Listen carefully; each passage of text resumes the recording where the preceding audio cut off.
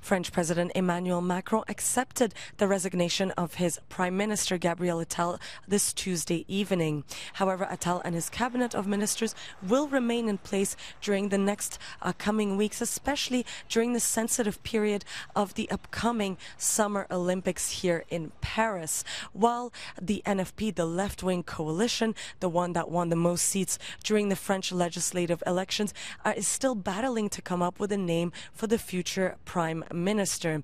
And France is really going into quite an unprecedented period known as a resigning government, and that means that it cannot be toppled by a no confidence vote from the rest of the MPs in the French National Assembly. That's the lower house of the parliament. And so this transition government headed by Gabriel Attal and his cabinet will only be able to take care of everyday matters. It will not be able to push any political or policy measures.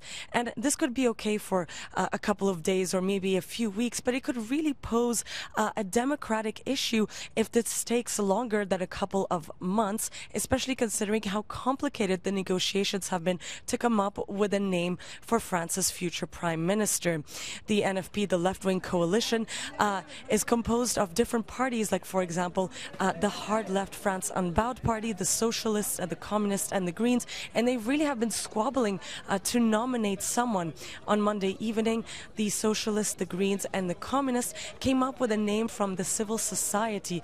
Her name is Laurence Tubiana, and she is a activist as well as a diplomat, and she was one of the key actors in coming up and signing the Paris 2015 climate agreement. However, the France Unbowed LFI party rejected this nomination, claiming that she is too close to current French President Emmanuel Macron.